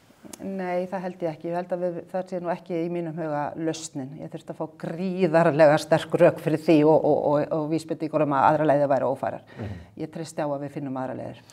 Nú var norska ríkisstjórnin að springa út af þessum orkumálum og þeir hafa tekið upp regluverk Evrópusambandsins. Það leiðir til þess að raforkuverðið þar hefur sprottið upp úr öllu valdi. Jafnvel þó að þetta sé einhver auðlindaríkasta þjóð í heimi, bæði hvað varður olíu og rafmagnsframleiðslu. Óttast ekkert að það fyllist mælirinn ekki bara hjá grænmetisbændum heldur öðrum sem að bendi þá ykkur stjórnmálamenn að segja hefur þið innleiðið hér eitthvað regluverk frá Evrópusambandinu og þetta orðin einhver kyrkingaról út af auðlind sem að við eigum og ætti að vera nóg til að rafmagni út frá. Já, staðan í Noregi gjörólík okkar vegna sæstrengsins. Þar liggur krafan á að þeir selji þá orku sem annar borð innan kerfisins sem að sæstrengunin tengis á Evrópumarkaði. En niðurstaðan svo sama þar að segja að orkuverðið að hækka? Niðurstaðan alls ekki svo sama, hún það miklu meiri hækkun þar. Þar liggur það eru hækkanir sem að ég að vísi það þar að segja ef almenningur segir... Nei, þú veist að vísi í Noreg það gjör ólík staða, miklu hærri hækkanir og þeir eiga erfitt með að bregðast við því að þeir tengdu sig og það þýðir auðvitað meiri tekjurinn í landi, þetta bara spurningu hvernig þeir dreifa. Það ekki bara strengurinn, ef að þeir hefðu strengin en eigið regluverk, þá getur skrúað frá og fyrir eins og þið vildu. En þeir eru bundnir af Evrópuregluverkinu. Já, en við erum bundnir af Evrópuregluverkinu en við erum ekki með streng. Og það ekkert í neinum orkupakka þó við færum frá 1 upp í 1000 sem segir þið búa til tengja að við þurfum að tengja með streng. Það ekki þannig. Það alfarið ákvörðun Alþingis. En pakkarnir sem við höfum innleitt leiða núna til þess að orkuverðið hækkar. Þess vegna spyr ég, einhver hætt á því að almenningur segi hingað ekki lengra, þetta regluverk ekki að þjóna almenningi á Íslandi? Ég hef ekki séð þá mynd að regluverkið sé ekki að þjóna almenningi á Íslandi. Það neytendavernd fólkin í þessu, það búið að opna á samkeppni, við eigum alltaf möguleika. Það þjónar ekki almenningi ef að grænmetisverðið hækkar upp úr Nei, en við vorum að tala um grænmeti, við erum að finna leiðir til að aðstoða þar, en það ekki hægt að taka heila markastefan og pikka út einhverja einstaka anga, við erum að horfa á þessa heild. Já. Ég var ekki að leggja til, ég spurði bara hvort það væri færi leið. Hljómaði eins og var að leggja þetta til. Eitt í lokin varðandi matvælamáli. Maður satt orðlaus undir tíðindum í lok árs af mjög alvarlegri E. coli sýkingu á leikskólanum Mánagarði. Það eru annan tug barna sem að veiktust þannig að þau þurfa að vera undir eftirliti lækna svo lengi sem þau lifa. Hræðilegt mál. Af hverju búum við í landi þar sem að það heimilt að selja sýkt matvæli? Og menn segja að það á ábyrgð þess eða hins að elda það nógu vel. Árið 2011 fóru Bandaríkjamenn í þá vinnu að útiloka stóran hluta af þeim E. coli bakteríusýkingum sem til eru. Ekki eitthvað bogið við að segja að við búum í hreinasta landi í heimi og svo sé verið að aka með smitað hakkin á leikskóla vítt og breitt landið? Já, sko ég ætla að byrja á því að viðurkenna að ég ekki mjög djúp í þessum bakteríufræðum. En ég veit þó að E. coli bakteríurnar eru hlutar af þarmaflórun okkar. Þannig að þær eru alls ekki allar tegundir. Þetta eru náttúrulega En sumar þeirra eru lífshættulegar. Sumar, akkurat, eru þessar lífshættulegu og það erfitt að útiloka, en af því að þetta hluta af þarmaflórunni þá erfitt að gera kröfu að þetta sé alls ekki matvælum. Þess vegna eru gerðar skýra kröfur meðhöndlun matvæla. Vinnslu, meðhöndlun og geymslu. Og þar pottur brotin í þessu tiltekna máli að því virðist vera. Þannig að það sem þarf að gera held ég og við getum ítt á eftir bara enn skýrari kröfur þekkingu, jafnvel menntun eins og drepið hefur á þeirra matráða sem að starfa við að elda mat. Þar með talið að sjálfsögðu og jafnvel fyrst og fremst leikskólum og grunnskólum þar sem verið að elda fyrir börn. Þannig að þú viltu auka enn á regluverkið? Já, sko nei, sennilega frekar eftirlitið að því reglurnar eru alveg til staðar. Það mjög skýrt ferli. En hefði eitthvað eftirlit getað bjargað þessu máli? Já, eftirlit með því hvort búið var að kynna þetta fyrir þeim sem áttu að þekkja til.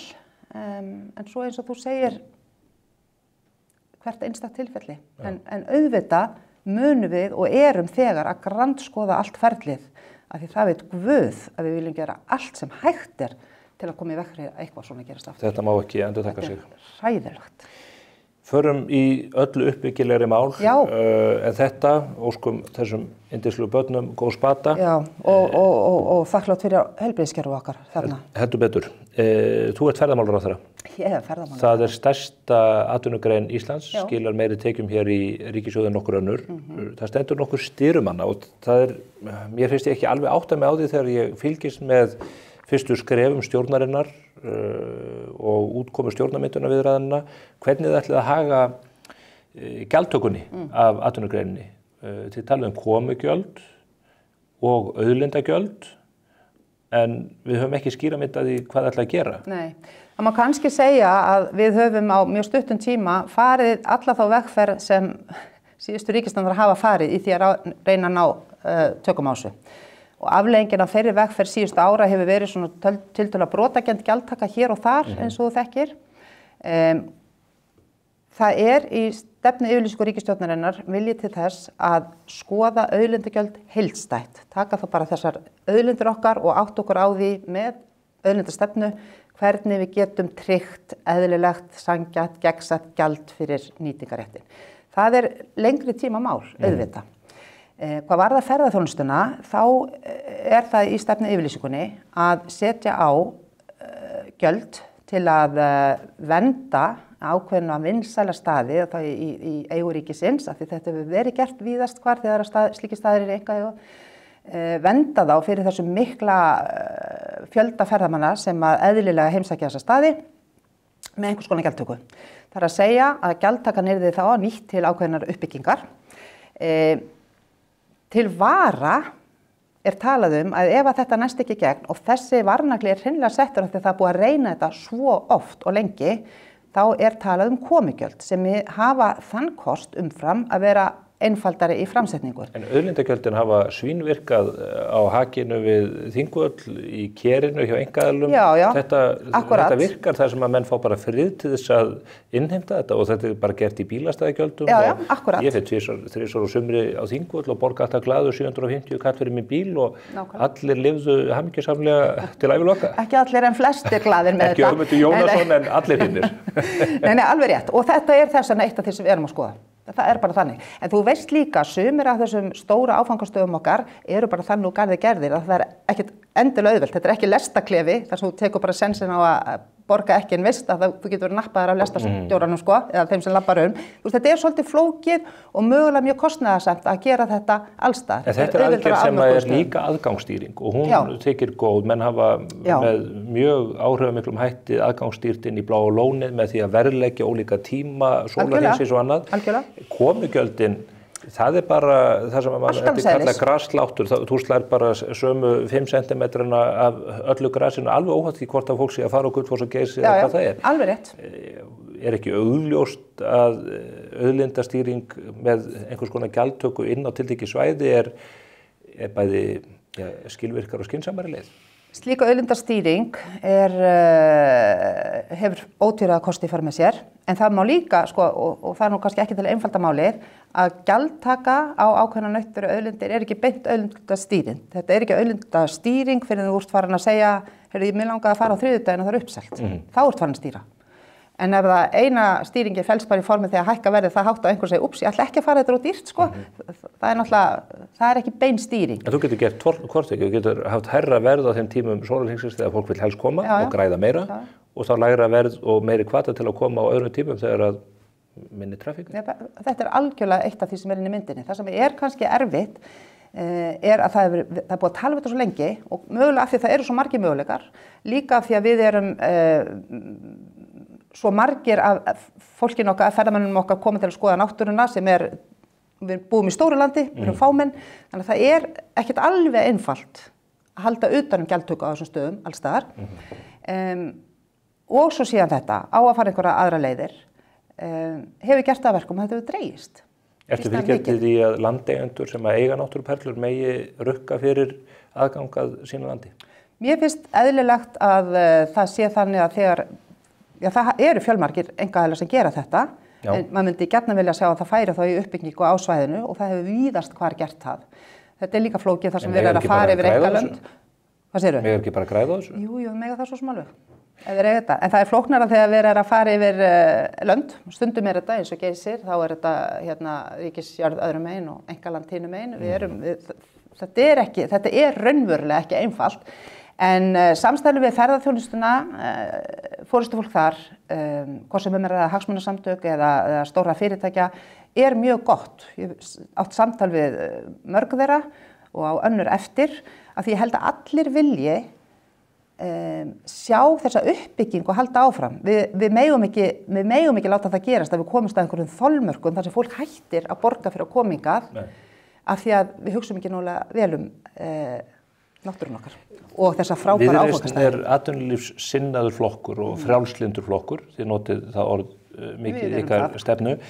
Af hverju viljið auka gjaldtöku á ferðaþjónustuna? Vegna þess að við teljum að þegar atvinnugreinar byggjast upp á nýtingu á náttúruauðlindum sem eru í almannaeigu, þá sé það eðlilegt að fyrir það sé borgað ákveðið gjald. Við teljum líka að það gjald eigi að fara áfram að hluta til í uppbyggingu á þessum stöðum. Ríkið fær 200 milljarða á ári út úr ferðaþjónustunni, 1 af hverjum 3 krónum samkvæmt greiningum sem að koma inn í ferðaþjónustuna endar í vasa ríkisins. Er það ekki nóg?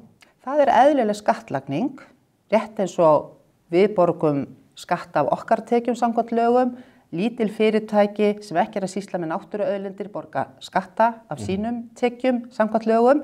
Þetta náttúrugjald er ofan á. Þetta er gjaldið, ef þú vilt kalla þetta hráefniskostnað, þá getum við gert það. Þetta er gjaldið fyrir afnot af auðlind sem eigu allra þjóðarinnar. Þetta ekki það sama. En ertu sammála því að þú sem ber núna ábyrgð á málaflokknum þurfur að höggva þennan hnút þannig að þetta sé ekki óljóst? Nú hafa ferðaþjónustu kvartað mjög undan því að ófyrirsjáanleikinn algjör. Það kom fram þegar að menn fóru í gjaldtökuna á skemmtiferðaskipin, það veldur því að fjöldi skemmtiferðaskipa kemur ekki hérna. Ferðaþjónusta getur engu svarað hvort að þú ætlar að leggja á komugjöld eða aðgangsgjöld á náttúruperlurnar. Þetta virðist vera bara í höng.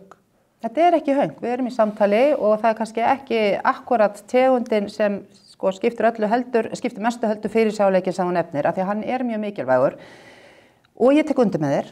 Það mikilvægt að ná að höggva hann á hnút og leysa þetta, ég ætla kannski ekki að segja eitt skipti fyrir öll, en að minnstakosti til lengri tíma, þannig að fyrirsjáanleikinn haldist og ferðaþjónustan verði ekki svona einhvern veginn fyrir því að allir ætli sér að fara með einhverjum bútasaumum eða snöggsóðnum hugmyndum inn í þetta að ná tekjum. Það stóra verkefnið. Hvenær getið þið skýrt þessa mynda því að svo verður fjárlagavinnan, hún verður í haust, eru þið þá að fara að boða það að það verði gjaldtaka sem að leggist á 1. janúar 2026? Þú ekki að fullera neitt það en mér þykir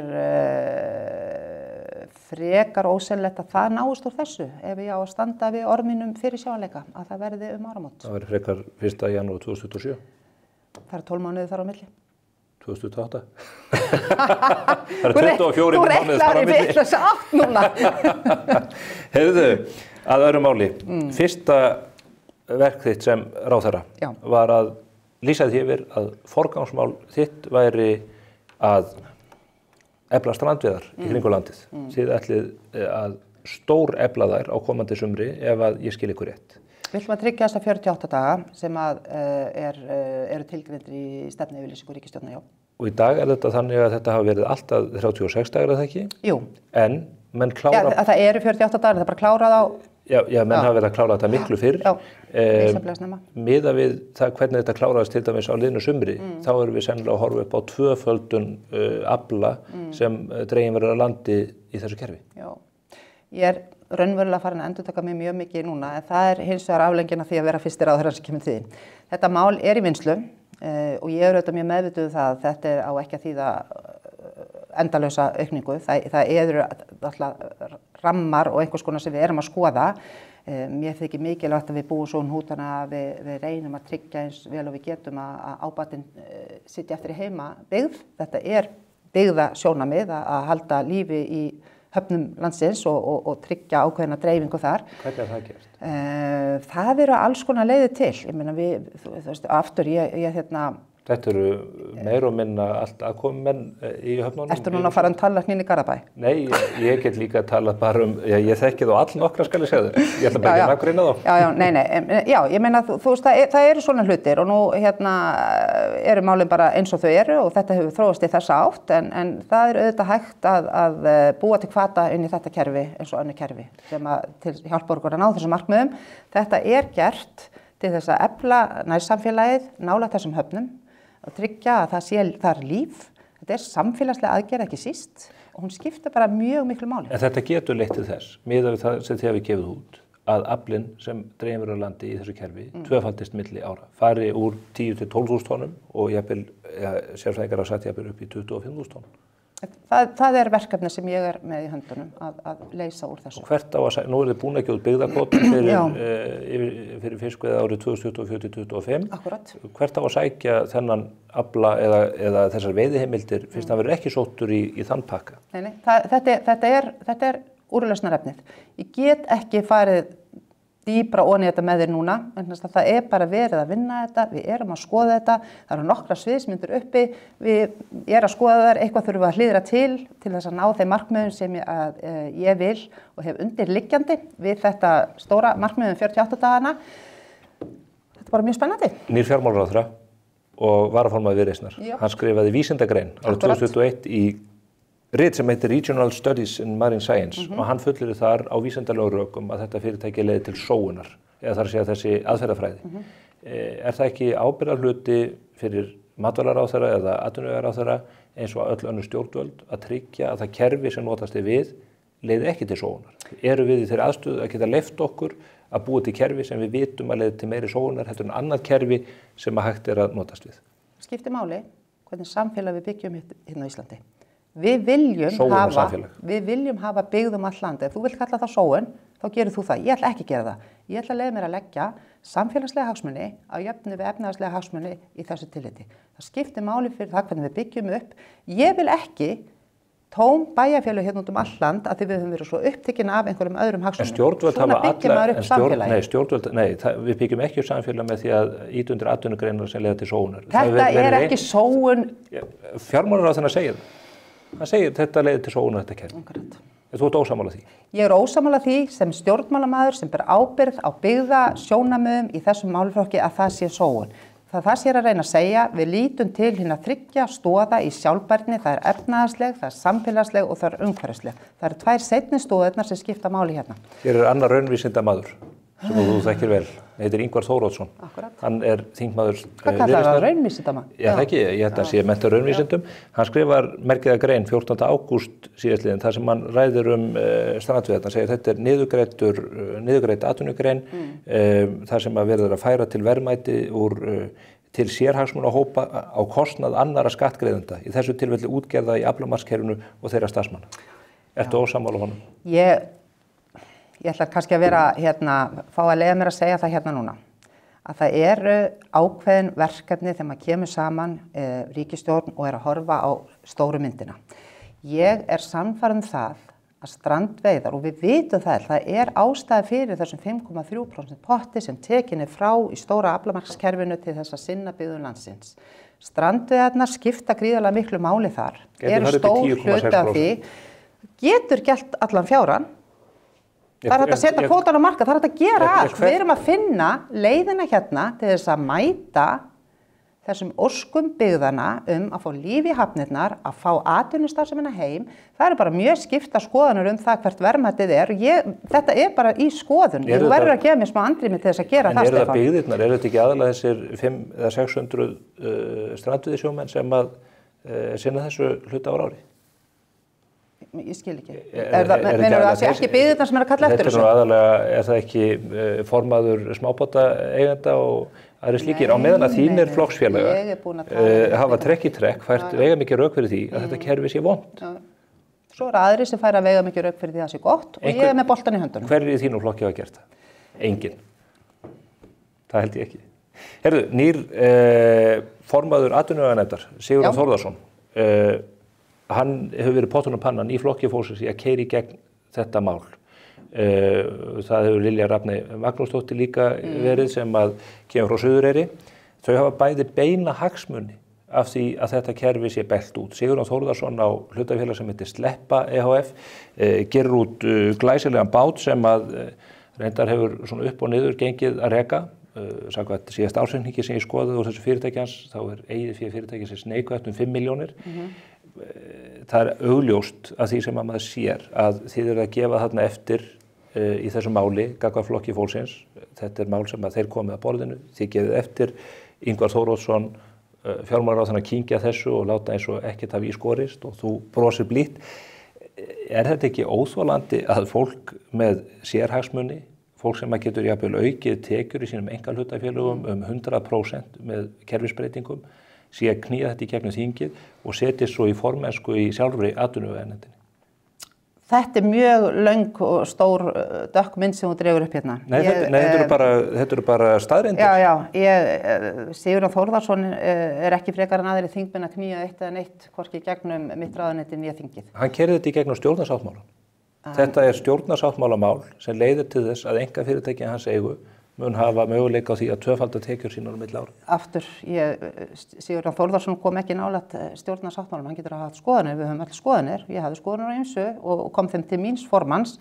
Það snertir þetta mál ekki neitt. Komið það í ljós að hann eigi slíka persónulega hagsmuna að gæta, þá mun hann ekki sjá að vinna þetta mál í þinginu, hann verður ekki framsögumaður. Þannig eru við bara með lög starfsreglu þingsins, það hefur reynda verið brotið. Mun hann koma að atvinnuveganefndinni í málefni sem varða strandveiðar? Þetta er málefni þingsins, ég verður bara að fá að skoða. Ég þekki þetta ekki, þú ert að bera einhverjar upplýsingar að borð fyrir mig hérna núna sem ég hef ekki haft tækifæri til að kynna mér. Þetta eru bara gögn frá ríkisskattstjóra? Það breytir því ekki, ég er að sjá þetta fyrsta skipti, ég er ekki að rengja gögnin, ég er bara að segja viðbrögð mín verða að fá að bíða. Hefur líka verið á strandveiðunum, maður bara velti fyrir sér, það mikið gert úr því þegar menn eru bændur er á þingi.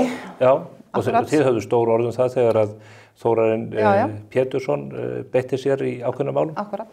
Og það hlýtur þá það sama að gilda. Ég myndi segja það, ef þetta svona, þá bara, en það var vegna þess að það er svo langt, löng saga. Nú Sigurður hann að koma hingað, hann vill heldur ekki að koma með það, hann hlýtur nú að koma lokum. Eitt varðandi bara samstarf þessara flokka, það hefur engin ríkisstjórn held ég farið af stað með brokkengum hætti eins og þessi stjórn hefur gert. Aðallega út af málefnum Flokks fólksins. Hvernig að eiga í samstarfi þar sem að þið horfið upp á hvert málið á fætur öðru koma upp þar sem oddviti eins stjórnarflokksins er að hóta skólameisturum upp í Grafarvogi með lögregluvaldi, flokkurinn virðist vera með ýmislegt niður sig varðandi þessa ríkistyrki sem að flokkarnir þrífast á. Þetta er nú væntanlega ekki þægilegt eða er auðvelt að leiða þetta hjá sér? Nei, sko, ég ætla mér langar bara að gera athugasemd við hvernig þú byrjaði þetta, þannig að ég er algjörlega ósammála því að ríkisstjórnin fer á stað með brokkengum hætti. Ríkisstjórnin fer mjög vel á stað. Við erum að vinna hellingsverkefnum og þú heyrir það, við erum bara rétt að gára yfirborðið í mínu ráðuneyti og ég veit að það á við önnur ráðuneyti. Það hefur gustað Ingu Sæland, það er alveg rétt. Ég geri reyndar athugasemd við þá hef engan áhuga að ræða einhverjar sögusagnir úr tveggjamanna samtali. Ég veit að Inga hefur beðist afsökunar. Það er búið að staðfesta þetta allt og hún bara... Býtu, Inga hefur beðist afsökunar og ég ætla að láta þar við sitja. Hvað varðar hitt málið, þá ætla ég að segja, mér þykir slæmt að það skuli vera hnökrar á lagalegri framkvæmd fjárhagsstyrkja til stjórnmálasamtaka að það skuli 5 flokkar einhvern veginn hafa lent í ógöngum við það að uppfylla þau skilyrði sem eru sett. Það voru nú allt flokkar sem að voru þegar lögin eru sett fara í það að kalla þessi gögn saman þannig að það er ólíkur saman að jafna. Mismunandi hratt, ekkert ólíkur saman að jafna. Það er mjög ólíkur saman að jafna því að Inga Sæland hefur sagt ég var alveg meðvituð þetta allan tíman og við erum ekki að fara að breyta þessu við með flokksþingi. Það voru allir meðvitaðir þetta held ég, þetta var bara eitthvað sem að menn frestuðu að gera. Telur það að endurgreiða þessi styrki? Það sem ég tel að ég að gera er að bíða eftir því að því fjármálaráðherra, nýr fjármálaráðherra, Daði Már Kristófersson, sem kemur í fjármálaráðuneyti, áttar sig á þessu, það fyrsta sem hann gerir er að fá lögfræði álit á ferlinu. Af því það er ekki bara stjórnmálaflokkarnir 5, það er líka fjármálaráðuneyti. En Hanna Katrín, þú fer með löggjafarvaldið. Nei, nú ætla ég að fara að klára. Já. Og ég vil bara bíða og sjá hvað kemur út úr þessari skoðun og ræða málið þá. En þú fer með löggjafarvald í landinu. Þú setur þjóðinni lög á samtíðinum 62 kollegum. Þingið setur lög og þau eru skýr. Lögin eru brotin eða menn fylgja ekki lögunum. Verður það ekki að hafa afleiðingar? Eða gildir annað ykkur þingmenn og stjórnmálaflokkana heldur nokkur almenna borgara landsins? Sannarlega á ekki að gilda neitt annað og það er akkurat þess vegna sem það er lögfræðingur að fara yfir þessi mál og skoða. Það þarf ekki lögfræðing til að meta það. Lögfræðing til að meta þetta. Það er ljóst að lög voru brotin. Það þarf lögfræðing til að meta þetta. Nú veistu, þetta veistu. Jæja. Ekki er ég viss um það. Varðandi símhringinguna í skólameistarann, þið gerðuð ekki lítið úr því þegar að þingmenn Sjálfstæðisflokksins höfðu samband við lögreglustjóra þá var það þið sem gerðu lítið úr því. Nei, ég get bara sýnt þér fréttir þar sem við fjölluðum þau mál fram og aftur. Það sem að leita var upplýsinga hjá lögreglu það hvernig mál stæðu. Nú hefur það verið staðfest og ekki borið tilbaka ráðherranum að vísun í áhrifina lögreglunar hafi verið notuð í samtali við þennan blessaða skólameistara. Það er ekki hægt að sætta sig við að fólk fari svona með vald sitt. Það myndi ekki sætta sig við að þú færi svona með vald þitt inn í atvinnuvegaráðuneytið. Nei, en þetta bara, þarna hefur hún beðist afsökunar. Ég hef reyndar heyrt hana hafnaði að hafa vísað þetta svona. Ert þú að segja hún hefði gert það einhverstaðar opinberlega? Nei, ég er að segja hún, ég hef ekki síðan að bera það tilbaka. Þú ert að vísa í þetta samtal. Ef það kemur ljós hún hefur vísað í lögreglu. Þá er ég bara að fá að svara þá. Ég get ekki verið að bregðast við einhverju mögulegu og mögulegu ekki sem aðrir gera, alveg óháð því hvort þið sitja með mér í ríkisstjórn eða ekki. Þú veist þetta er bara svona, hún er búin að svara fyrir þetta, hún er búin að biðjast afsökunar og síðan kemur bara í ljós hvort að eitthvað annað komi upp og þá bregðustu við því. Svona er þetta. Ég býð eftir því Inga Sæland mun koma hér til mín innan tíðar og þá förum við yfir þetta frá þeim sjónarhóli. Ég óska þér, Hanna Katrín, velfarnar þessu stóra verkefni. Það skiptir máli fyrir okkur öll að þér takist vel upp í þessum verkefnum. Takk fyrir það. Hlakka til að koma aftur þegar ég hef eitthvað meira að segja. Þú ert alltaf velkomin. Það er bara þannig. En þá ekki meira á vettvangi þessa langa og góða spursmálaþáttar þennan föstudaginn. Ég hlakka til að sjá okkur hér að vikuliðinni með glóandi spennandi efni og ég alveg vissu það að verða einhver tíðindi af stjórnarheimilinu eins og síðustu vikur.